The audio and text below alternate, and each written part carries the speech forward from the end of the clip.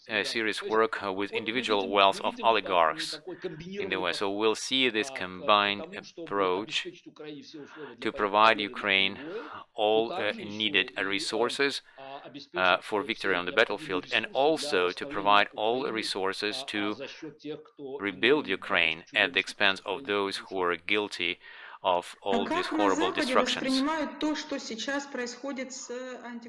How do they see in the West what's happening in Ukraine in terms of this corruption case, this anti-corruption crusade? We had a lot of news about it in Ukraine. In Ukraine, many officials were punished, and the ministries that are responsible for the current agenda and is supposed to facilitate the victory of Ukraine, I mean Minister of Defense and all that, so they're kind of involved in this scandal. So how it is perceived in the West, does it undermine the reputation of Ukraine? Does it undermine the trust to Ukraine of the Western partners? Do you think it's timely?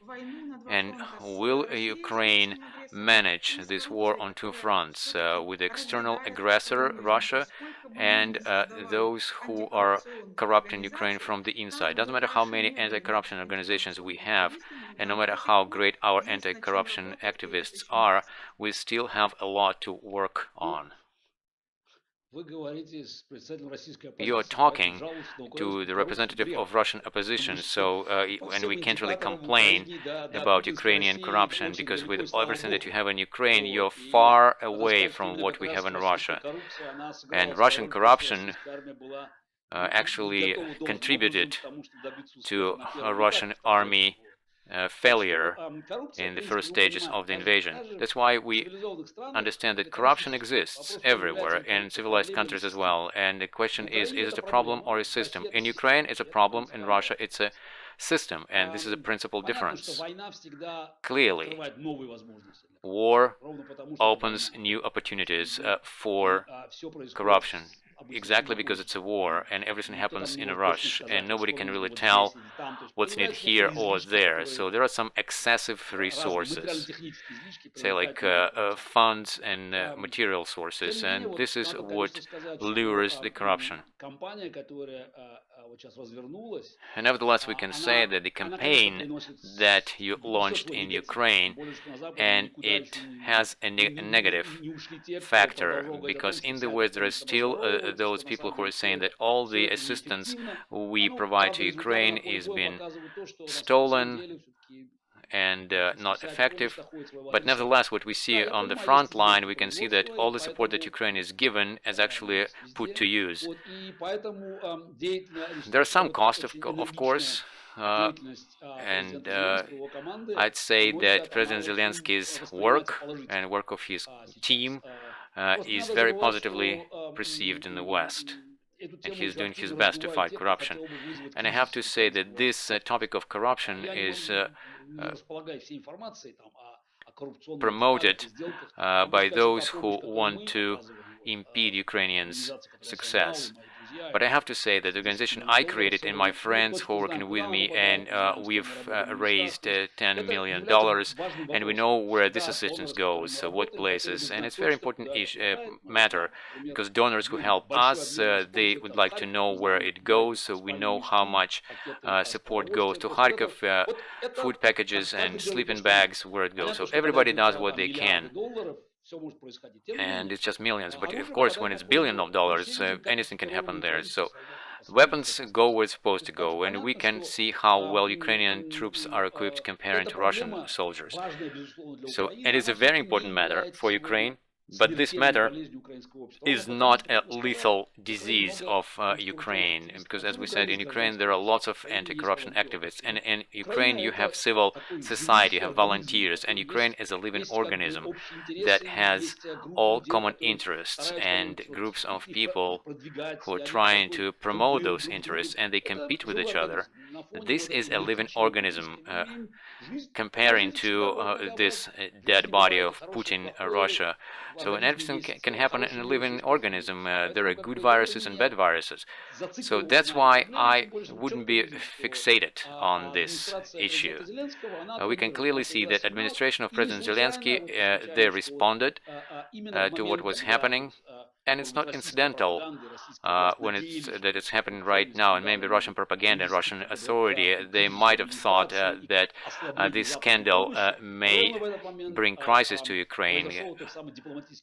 But right at that moment, we saw this diplomatic triumph of Zelensky in the West, how well Zelensky was received in the UK by the Prime Minister and the King, Charles III, and also his triumphant speech in Brussels and very important meeting with President Macron and Chancellor Scholz, who are the most cautious leaders of the free world, and Biden's statement that the US will be with Ukraine till the very end, till the victory.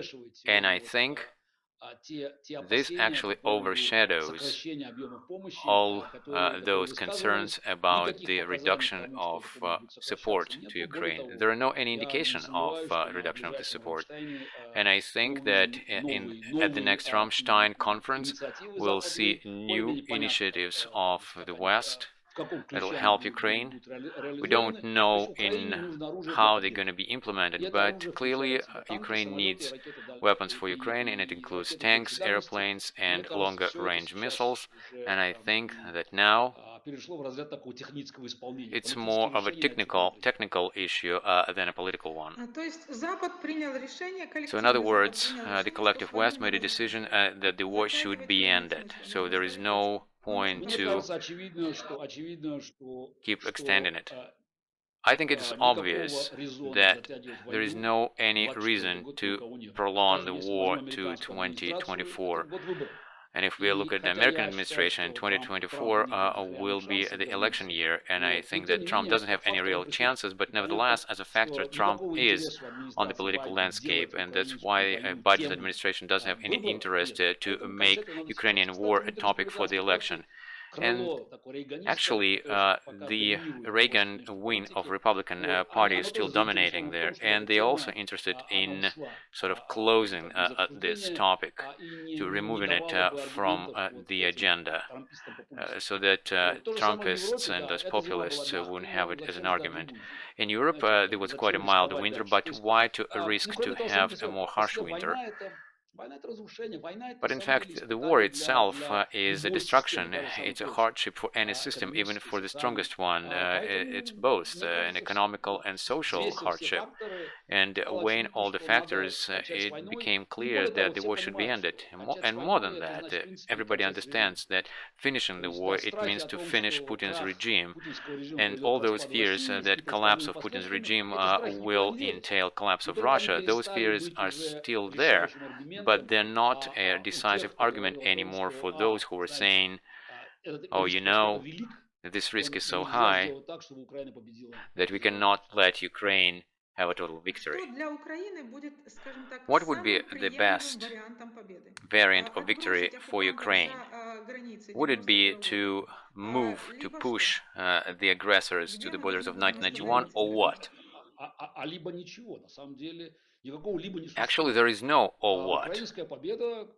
The victory of Ukraine, as I said many times, and as is stated in our documents, the documents of the Russian Action Committee, it includes three components. First, it's complete liberation of all Ukrainian territory, including Sevastopol city. And I always say Sevastopol because it's a separate territorial entity according to the agreements between Ukraine and Russia. Then, second, payment of reparation, compensating the damage.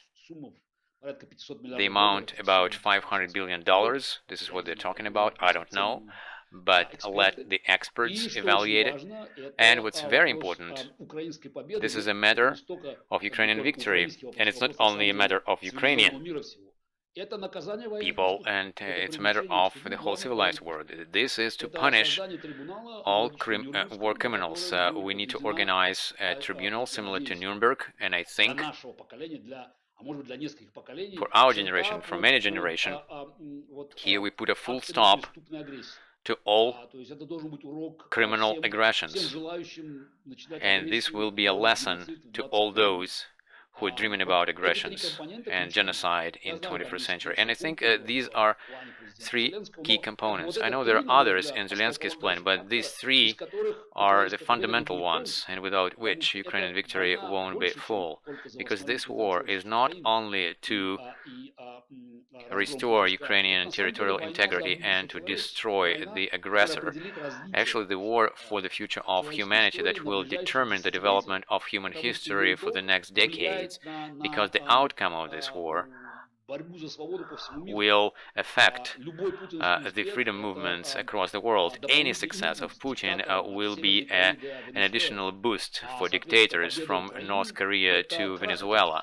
But the victory of Ukraine will be an immediate collapse of dictatorships, including Lukashenko in Belarus, and there will be a tectonic shift everywhere. And now we see the Iranian Revolution that's been going, and I think it is an echo of what's happening in Ukraine. The heroism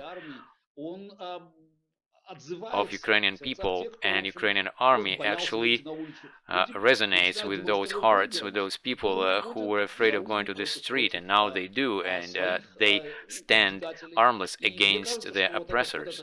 And I think that this impulse, after the final victory of Ukraine and raising Ukrainian flag in Sevastopol city, it will bring us an incredible outcome and it will change the geopolitical situation. It's a great hope, and you always say that victory for Ukraine and freedom for Russia. And you have Razum de Peremogi on your channel, on a Free Russia forum channel, and bringing Ukrainian experts to discuss what's happening in Ukraine and aggression of Russia. People ask us questions why Forum of Free Russia decided to get Ukrainianized. And not only translating your website into Ukrainian. Well, actually, this Ukrainization, it doesn't have only to do with Ukrainian language, because from the very beginning of our foundation, we were pro-Ukrainians, and we're probably the only ones in Russian opposition that clearly stated that is Russian aggression. That is actually started in 2014, and I understand this topic is not so great to raise right now, and even for those who are in immigration now. For all these 8 years between the annexation of Crimea and launching the war in the east of Ukraine, and it was the first attempt of Putin to create this Novorossiya region, and then full-scale invasion in 2022.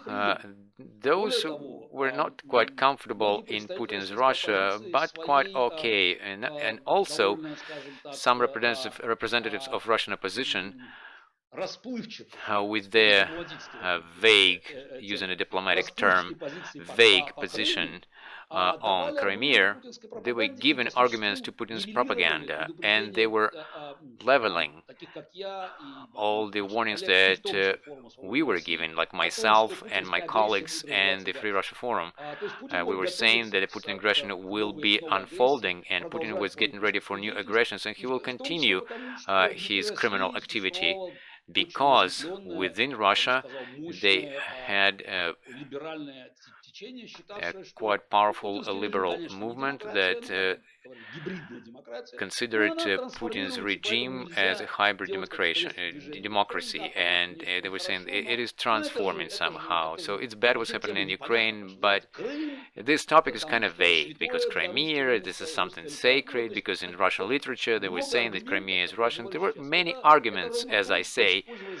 This is what the Western politicians used, those who didn't want to apply sanctions to Russia and who didn't want to admit that the war won't stop in Crimea.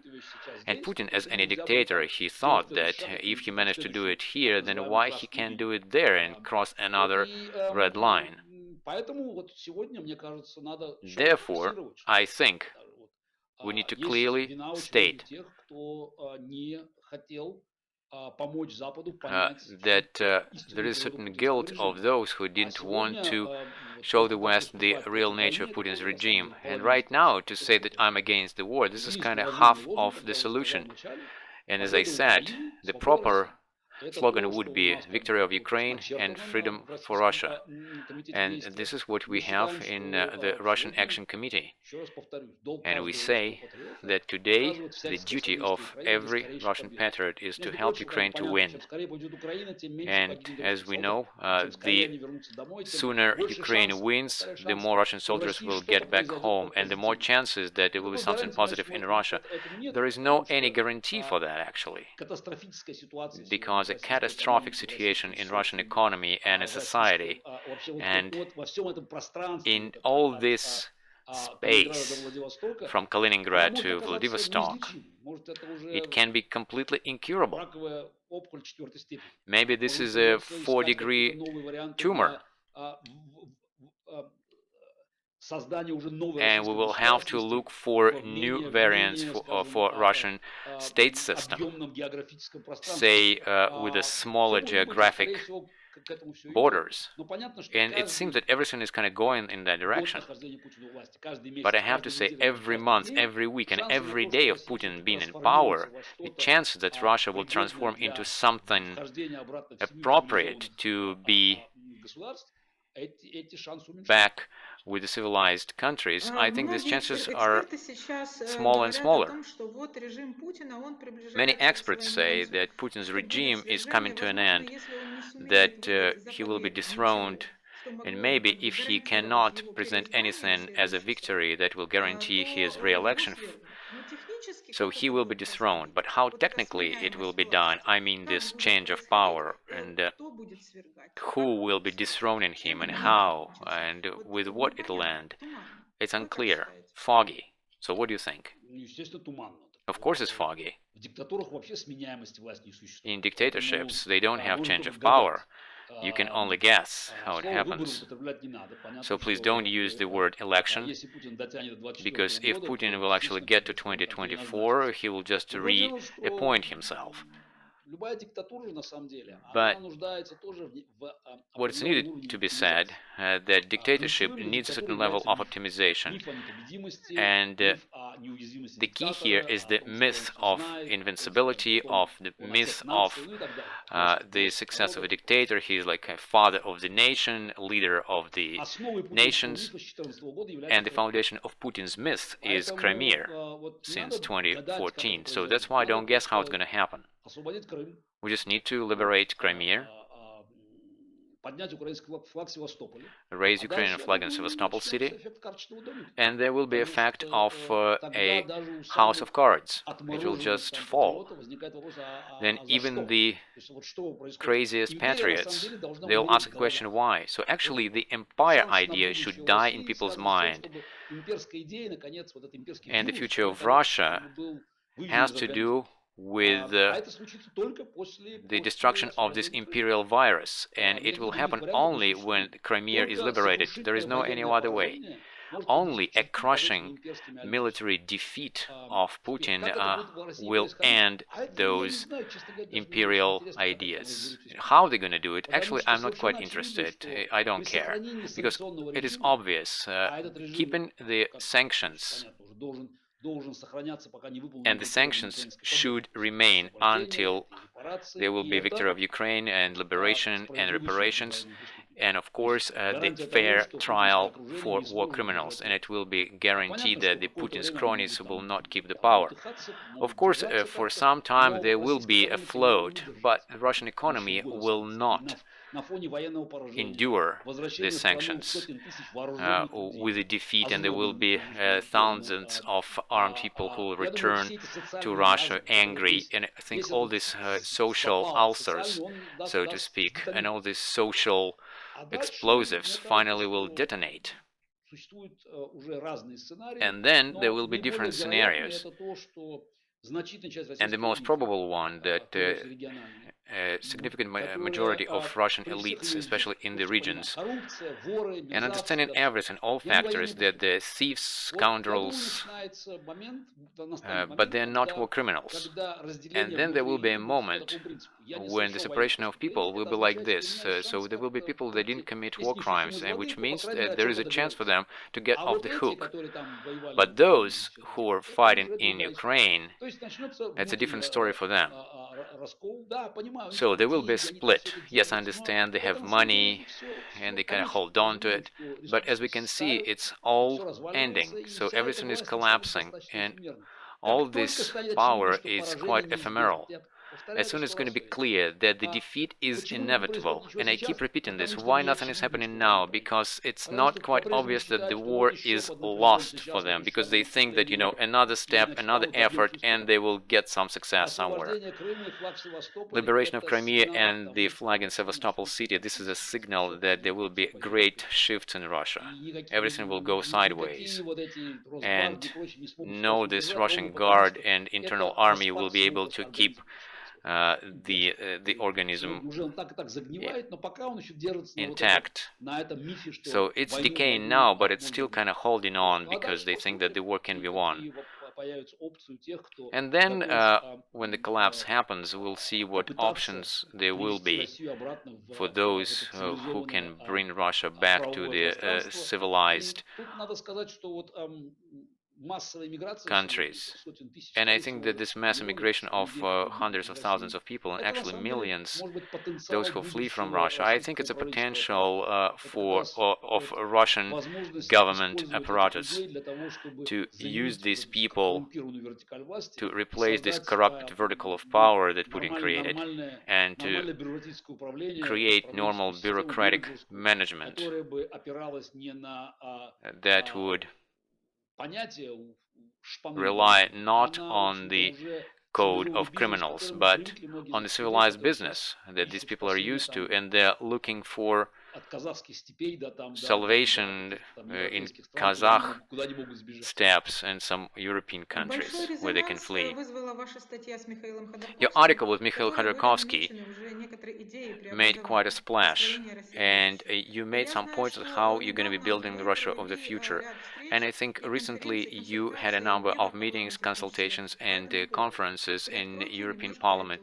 Could you tell us a little bit about it? What it's about? What reforms you're planning? Actually, there is no any secret about it. So we laid it out in the article, and we think that Ukrainian victory is the best chance for Russia to get back on the track to the civilized future. And our conferences in different cities, and now we will have meetings in Munich in the security conference. I think now it's a normal process for a free society in the West, talking to those who can actually offer something. Clearly that victory of Ukraine will mean radical changes in Russia too, and the West is getting ready for that. But it doesn't mean that the West is going to support some of us, but clearly they are looking for reasonable solutions for Russia's future. Though our article with Khodorkovsky was seriously criticized by Russian experts, I don't mean Putin's experts, but those Russian experts who are in immigration, they called it naive. But the problem is that, naive or not, it's quite conditional. So those things are naive that you can compare with something serious, since nothing else exists. So that's why this critique of naivety I would remove. Yes, of course, we have this assumption that this might work, this might not. If the regional elites will split, maybe they won't split. Our plan is not the best plan, it's not even a good plan, it's the only plan. Nothing else exists except for this repetitive mantra about beautiful Russia of the future. We'll have this beautiful Russia of the future, and we'll have fair election in it. It sounds a bit politically delirious, because what election you're talking about in Russia? Look at just this society, at this system. The authorities that are decaying. Yes, elections. So, okay, fine. But you have to cure the society. It'll take quite a while. We optimistically stated 2 years, but actually it's going to take much more. So, what election you're talking about? Because all the election is falsified. Who's going to do it? Kadyrov in Chechnya? Who? On the one hand, it's kind of good intentions. And those who were in Russia and they were saying, so we have elections and we're fighting for the mayor seat in the backwater town and all that, and so we'll paint the benches blue and it's going to be great. It's just the same political absurd, and it sounds kind of beautiful, but it doesn't have any foundation. So what we are saying, so it can be realized, can be not, but at least having the experience that we've gained so far, one of us, in this case Khodorkovsky, he has a governance experience, quite old one, but at least he knows how things work inside. So we propose a plan of action plan that'll help us to find these compromise points with the global plans and the Western society, and we'll try to do something with it. Again, I repeat myself, there is no any other plan right now. Everybody who is saying to us that tomorrow we'll have fair elections, everything will be great,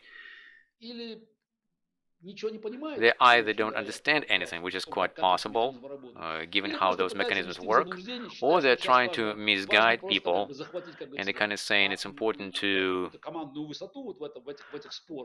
gain some political advantage in these debates, and then attack those who are offering plans, because it's very easy to criticize an offer, and they're like saying, oh, so you're proposing this state council, it's not going to work. Okay, fine, if it's not going to work, so give us action plan from A to Z, and let's compare them and see who has what. But again, I repeat, since nobody has anything else, so there is nothing to discuss, so we have a plan, and that's why they come to us, and they can see this serious offer. It might not be realized, it's not the point. Again, I'm saying it's not given that this is going to work, because the disease is quite serious, but we need to try. And what's very important here, that there is a certain difference. I wouldn't say it's a principal difference, but nevertheless I would say that we are few steps farther from the rest of the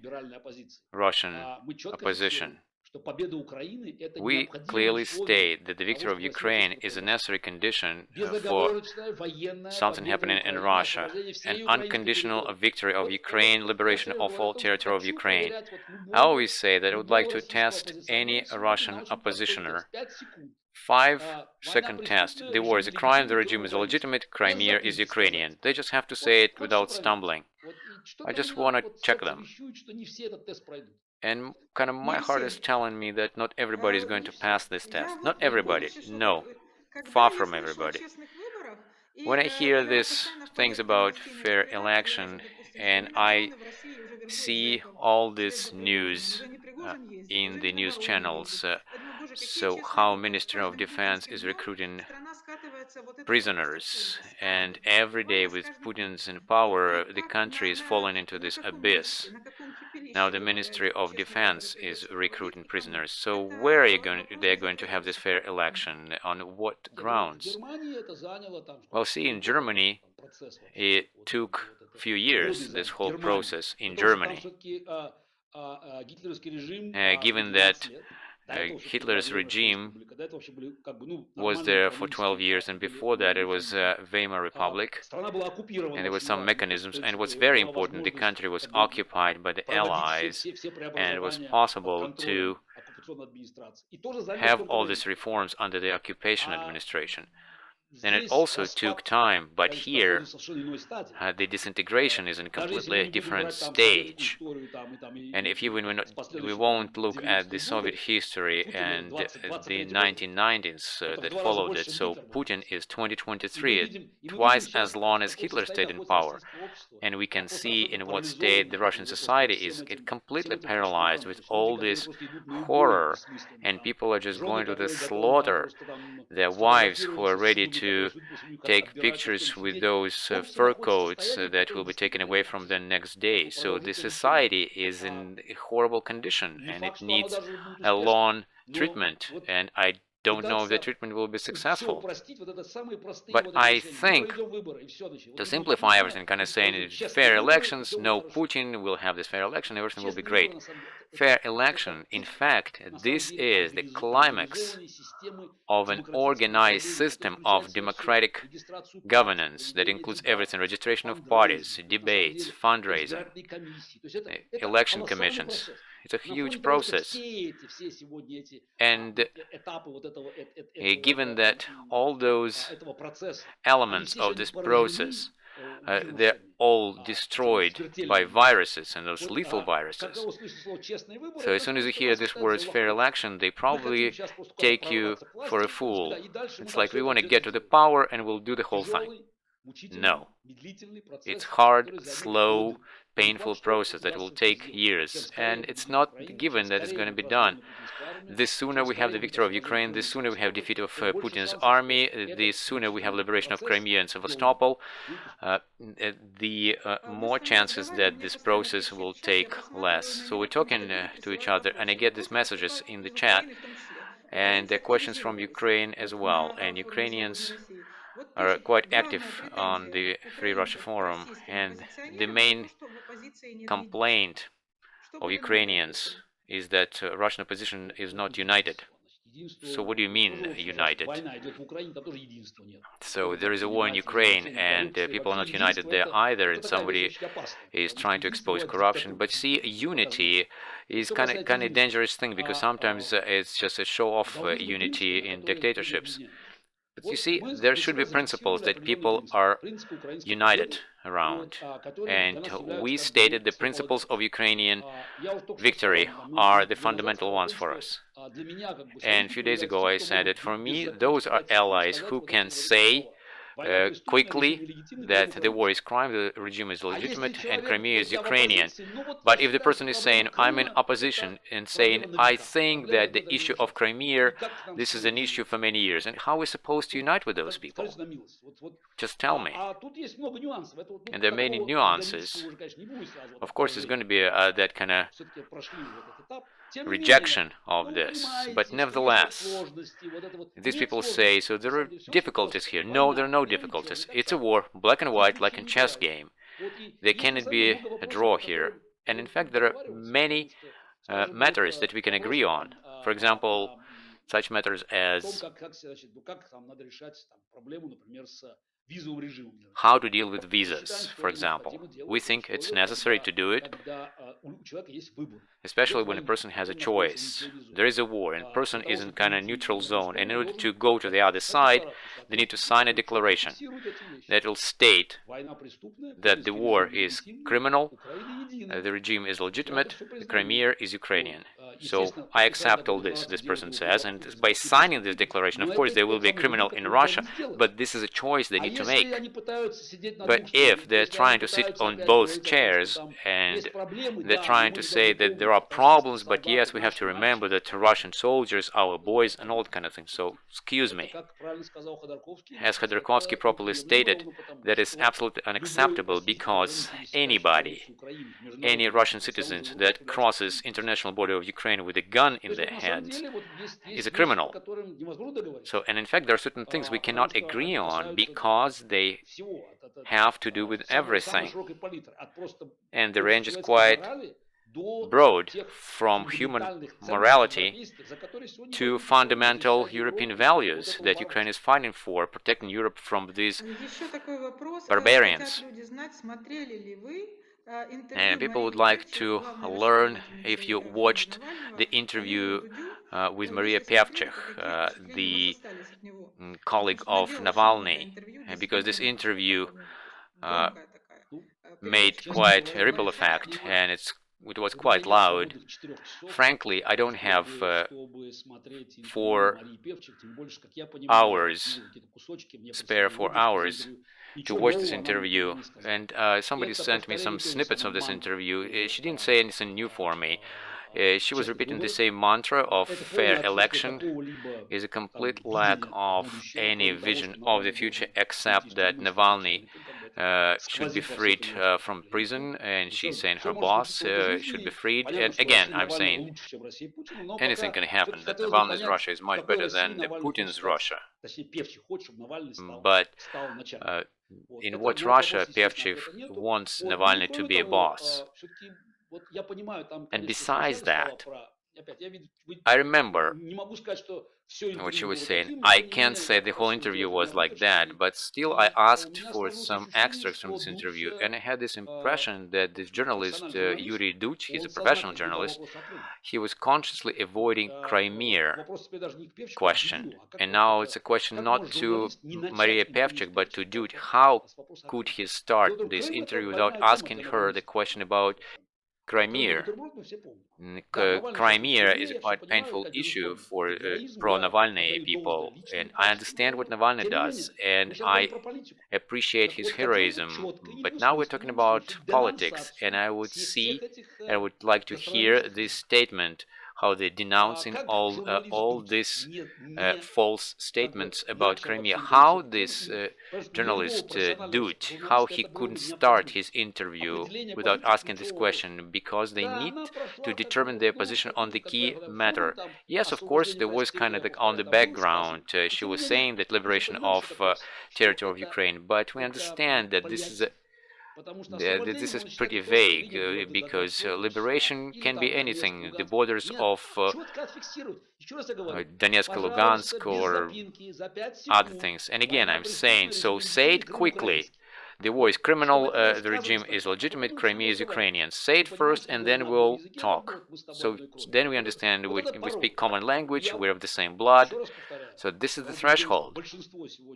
And again, I'm saying that the majority of Russian oppositioners, they're not going to pass this test. You many times repeated that she wants Navalny to be a boss in Russia, but when I hear these words boss referring to president, I kind of startle, because this is the same term that Margarita Simonyan, the head of Russia Today, uses towards Putin, my boss, she says. And I had this shivers when they say that. But let me tell you this. Maria Pevchik was with us in Freedom Forum in Miami for quite a while ago, and Navalny was arrested by then. And she always called Navalny my boss. She was saying it in English, my boss. And she was saying exactly that he is her boss. In her whole talk was in the same key in Dude's interview. And what I'm saying, of course, Navalny has a lot of arguments to play a very important role in a post-Putin Russia. But what post-Putin Russia we're talking about? Yes, Navalny wrote an article. He dictated this article that Russia needs a parliamentary republic, but nevertheless we still have a lot of issues. While myself and Khodorkovsky, we have exactly stated that imperial mechanisms should be liquidated, federalization of Russia, keeping tax returns in the regions. So this center shouldn't be this fund distribution center. And these are the things that should be discussed, not laughing at us and they're naive, they have this state council or whatever, but actually these are the fundamental things that should be discussed. But what I have to say that nothing even similar to this we heard from Maria Pevchik and from Leonid Volkov and many other supporters of Navalny. They have quite a big staff and big audience there. So we would like to spell it out for us, this beautiful Russia of the future. Are you ready that some of the territories of Russia may go, like Tatarstan, like Chechnya? How are you going to regulate the relationship between the regions and the center? Do you see Russia as a part of European and Atlantic space? So I would like to get all these answers to these questions. We need to talk about it now, not to dive into this demagogy. So we need to see this future where they see their boss, this Navalny, boss of all Russia. Maybe there will be election and Navalny will win, but I would like to say that I'm not going to participate in any elections in the future or whatever. My function is to bring Russia to that process so that Russia would become a part of civilized international community. This is what I'm trying to do together with Khodorkovsky and with all my colleagues. But I understand that this path is not easy and there will be some competing concepts. But in order to discuss that, it would be great to have interviews less than 4 hours and to have less sort of watery words there and more concrete points. We've already spoken about what supporters of Ukraine are expecting from Rammstein, but what are we expecting from the security conference in Munich? I'm going there for the first time, but I think that Munich will reinforce those political decisions that we spoke about today. I think in Munich they will say how the security infrastructure of Europe and the world will be built. This is what they're going to be talking about, I think. And again, I say that I go there for the first time, and it's very hard to say what to expect from that. But according to everything, that Munich should be that political cover for all those decisions that's been made and that will be realized in the future. So we do have some hopes and we look at it optimistically, right? War is a horrible thing, and while we are talking, missiles are flying, people are dying, and the war is not gonna end tomorrow. But if we look at the trend, I think that the trend is developing in favor of Ukraine and victory. We believe in progress. Ukraine is defending not only its independence and freedom, but the ideals of the free world. That this is the line that the war is happening on, the line between the freedom and the tyranny. And I think that the outcome of the war will affect the whole world. That's why I have no doubt that it will be the victory of Ukraine, washed by Ukrainian blood, and this is the victory that we are all trying to bring, because this is the victory of our cause, and this is the victory of freedom over the tyranny. And of course I would like to talk to you even for 4 hours and even longer than with Maria Pevchik, but I understand that this 1 hour format, this is what we have, and we discussed a lot of things today, and thank you very much for this great interview, and I think that our audience watched it with interest and pleasure, and I thank you for today's talk. We'll speak more. We're just waiting for the results. So please sign up for the Free Russia Forum. You'll see more and more interesting interviews. More experts from Ukraine, Europe, America will join us, and will be more formats, and will be more and more interesting things. I hope we'll manage.